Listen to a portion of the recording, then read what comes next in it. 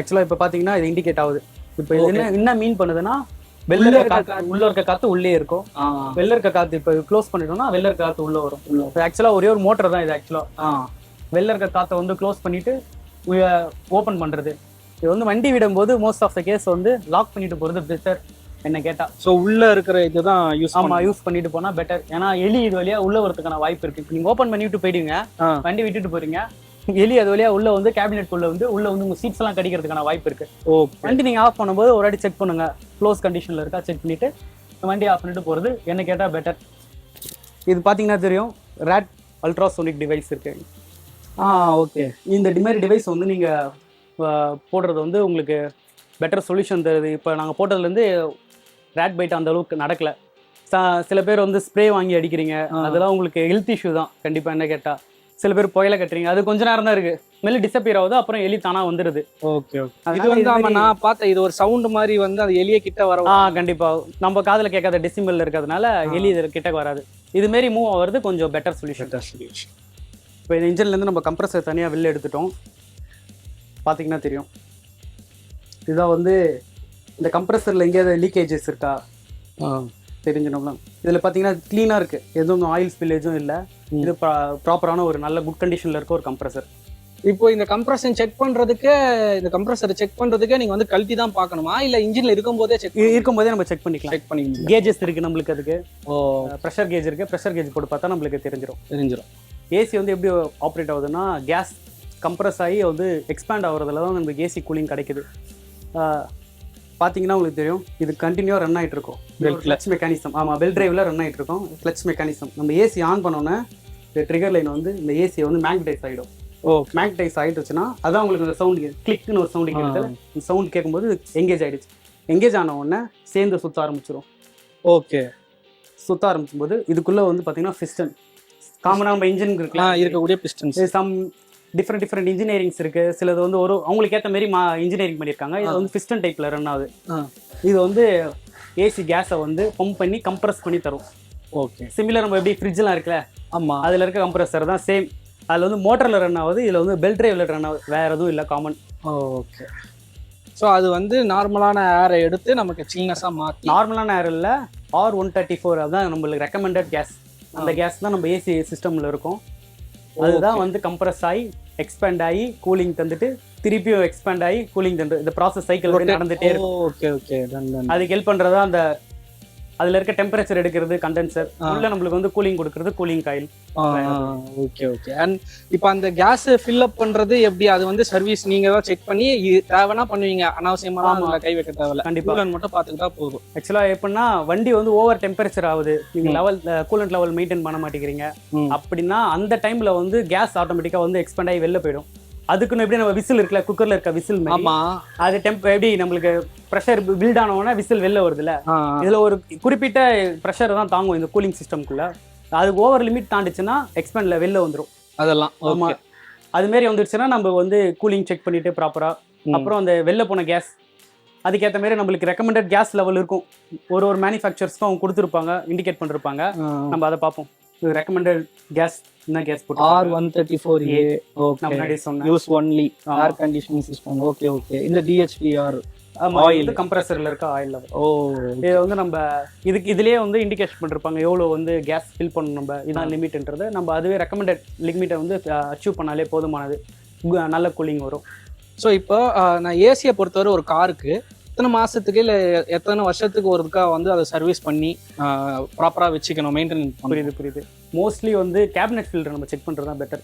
அது ஆக்சுவலாக நம்ம ஹெல்த் ரீதியாகவும் ப்ராப்ளம் வரும். அதில் டஸ்ட்லாம் சேர்ந்துருச்சுன்னா அது நம்ம தான் சுவாசிக்கிறோம், அதனால் நம்மளுக்கு ப்ராப்ளம் வருது. அதனால் ஃபஸ்ட்டு வந்து கேபினெட் ஃபில்டர் மாற்றிருக்கா, அப்புறம் சர்வீஸ் கொடுத்தீங்க ஒரு வண்டியை, கேபினெட் ஃபில்டர் மாற்றிட்டீங்களான்னு சொல்லி கேட்டுருங்க.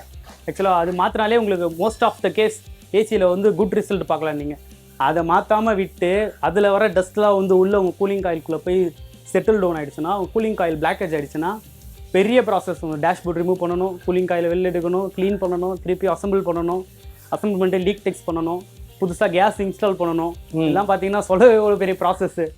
உங்கள் எல்லாமே உங்கள் பட்ஜெட்டில் உங்கள் தலையில் தான் வந்து விழும். அதனால் ஒரு சிம்பிள் 300-400 தான் வரும் ஒரு ஏசி கேபினெட் ஃபில்டர். அதை வந்து ரீப்ளேஸ் பண்ணிட்டோமா கன்ஃபார்ம் பண்ணிக்கோங்க. கேட்டுருங்கக்கா, மெக்கானிக்கிட்டே கேட்டுருங்க. நீங்கள் ரீப்ளேஸ் பண்ணிட்டீங்களா அப்படின்னு பார்த்துருங்க. ஒரு 6 மந்த் நீங்களே செக் பண்ணிக்கலாம். அது கைட்டி இங்கே தட்டி க்ளீன் பண்ணி போடுறீங்க காட்டுற மாதிரி.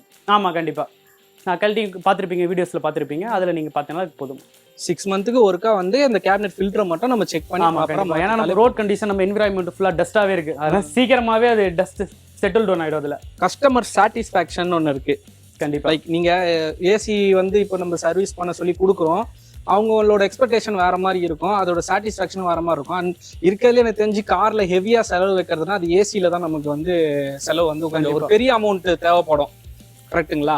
அது வந்து நீங்க எப்படி வந்து பாக்குறீங்க உங்க ஏன் ஏசியில வந்து அவ்வளவு செலவு வைக்குது அப்படின்னா, முன்னாடியே சொன்ன compressor part of the AC அப்படின்னு, அது ஃபெயிலியர் ஆயிடுச்சுன்னா அதுல இருக்க மெட்டல் பார்ட்டல்ஸ்லாம் வந்து எங்க போகும்னா சுத்தி இருக்க எல்லா இடத்துக்கும் ஸ்ப்ரெட் ஆயிடும். நம்ம புதுசாக ஒரு கம்ப்ரஸர் மட்டும் ரீப்ளேஸ் பண்ணுறோன்னு சொல்லிட்டு கம்ப்ரஸர் ரீப்ளேஸ் பண்ணிட்டோம்னா, ஆனால் அங்கே போய் உட்காந்து எல்லா மெட்டல் பார்ட்ஸும் அங்கேயே தான் இருக்கும்.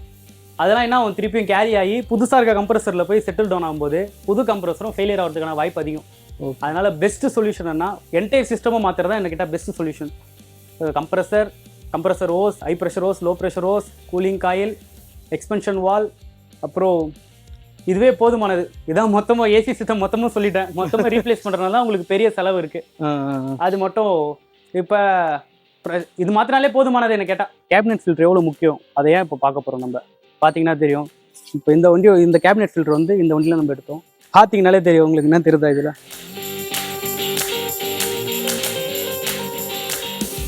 எலியோட ஷிட்டு தான் இருக்குது அதில், பேசிக் ஃபிட்டில். நான் முன்னாடியே சொன்னேன், அதை க்ளோஸ் பண்ணாமல் விட்டா இது வழியாக தான் என்ட்ரு ஆகிறதுக்கான ஒரு ப்ரொவிஷன். இதுவும் ஒரு ப்ரொவிஷன் ஆக்சுவலாக. உள்ளே வரதுக்கான வழி இதுவும், எலி உள்ளே வரதுக்கான வழி. இது க்ளோஸ் பண்ணனால எலி இங்கே வந்துருச்சு. இன்கேஸ் இந்த ஃபில்டரையும் க்ளோஸ் பண்ணி ஓப்பன் பண்ணிச்சுன்னா உள்ளே உங்களுக்கு ப்ளோயருக்குள்ளே போயிடும். ப்ளோயரில் அடிப்பட்டு டேமேஜ் ஆகி செத்துடுச்சுன்னா உங்களுக்கு ஸ்மெல் வரும். அப்பயும் நீங்கள் என்டையர் சிஸ்டமையும் நீங்கள் வந்து கைட்டி க்ளீன் பண்ணணும். உங்களுக்கு இது வந்து பேட் கண்டிஷன், பார்த்தாலே தெரியும். இந்த சைடு எப்படி இருக்குது கலர், இது வந்து இன் அவுட், இதுதான் இதோட வேலை. இதுக்கு எங்கே இந்த டஸ்ட்டை வந்து இந்த சைடு போகாமல் தடுத்துரும். இப்போ டஸ்ட் ஃபுல்லாகவே இங்கே செட்டில் டவுன் ஆகிடுச்சுன்னா இந்த சைடு உங்களுக்கு த்ரோ இருக்காது. அதனால் உங்களுக்கு கூலிங்கும் இல்லை டிஃபெக்ட் ஆகிறதுக்கு வாய்ப்பு இருக்குது. இது ஓகேவான கண்டிஷனில் இருக்க ஒரு ஏர் ஃபில்டர். பார்த்தாலே உங்களுக்கு தெரியும் சிமிலர், 2 சைடும் வந்து சேம் கலரில் இருக்குது. ஆக்சுவலாக இதுவும் டேமேஜ் ஆக போகிற ஸ்டேஜ் தான். இது வண்டியில் தான் நம்ம கைட்டணும், புதுசு இல்லை இது. ஆக்சுவலாக உங்களுக்கு தெரியணுன்றதுக்காக இது இருந்தால் ஓகே கண்டிஷன். நம்மளுக்கு இப்படி நம்ம தட்டினோன்னா உங்களுக்கு டஸ்ட் வருதா தெரியுதா, உங்களுக்கு ஃபீல் ஆகுதா? இதுமாரி நீங்கள் தட்டிட்டு போட்டாலே போதுமானது என்ன கேட்டால். எப்பயோ ஒரு மாதத்துக்கு ஒரு வாட்டி எடுத்து நம்ம தட்டிட்டு அப்படியே இன்சர்ட் பண்ணிட்டாலே டேமேஜ் ஆகும். தண்ணியில் வாஷ் பண்ணுறது அதான் பண்ணக்கூடாது. ஆக்சுவலாக இது பேப்பர் டைப் மெம்பரைன் தான் இது. ஆக்சுவலாக நீங்கள் தண்ணிலாம் போட்டிங்கன்னா ஃபங்கஸ் ஃபார்ம் ஆகிடும். இதில் சுற்றி இல்லை ஈரம் இருந்துன்னா ஃபங்கஸ் ஃபார்ம் ஆகிடும். நீங்கள் அப்படியே தூக்கி மாட்டிங்கன்னா த்ரோவில் ஏர் சர்க்குலேஷனில் ஏசியில் நல்லா ஜெம்ஸ் வளர்ந்து நீங்கள் தான் அது இன்டேக் பண்ணுறீங்க, உங்களுக்கு தான் ப்ராப்ளம். அது மோஸ்ட்லி இது ரீப்ளேஸ் பண்ணிடலாம். 400 தான் இது. ஆக்சுவலாக உங்களுக்கு பெரிய செலவை, டாக்டர் செலவை காப்பாற்றிடும். இது தூக்கி போட்டுட்டு வேறு ஃபில்ட்ரு போகிறது பெஸ்ட் எனக்கு கேட்டால். அப்புறம் most of the common problems வந்து கஸ்டமர்ஸ் என்ன ஃபீல் பண்ணுவாங்கன்னா, வண்டி வந்து ரன்னிங்கில் நல்லா கூலிங் இருக்குங்க, நின்னா கூலிங்கே இல்லைங்க, இப்போ டிராஃபிக்கில் நிற்கிறோம் கூலிங்கே வரலைங்க அப்படின்னு சொல்லுவாங்க. இது பிளாக் ஏஜஸ் தான் எனக்கு கேட்டால் காரணம். பிளாக் ஏஜஸ் இருக்கா செக் பண்ணிவிட்டு நம்ம க்ளீன் பண்ணிவிட்டு எக்ஸ்பென்ஷன் வால் மாற்றினாலே போதுமானது. அதிலே நம்ம வந்து கம்ப்ளைண்ட்ஸ் அரெஸ்ட் பண்ணிக்கலாம் most of the case. So இந்த டிப்ஸ் எல்லாம் யூஸ் பண்ணி உங்கள் வண்டிக்கு ஆகக்கூடிய செலவுகளை வந்து குறைங்க. மேலும் இதே மாதிரி இன்னொரு சூப்பரான வீடியோ தான் நான் உங்களை வந்து சந்திக்கிறேன். பாய்.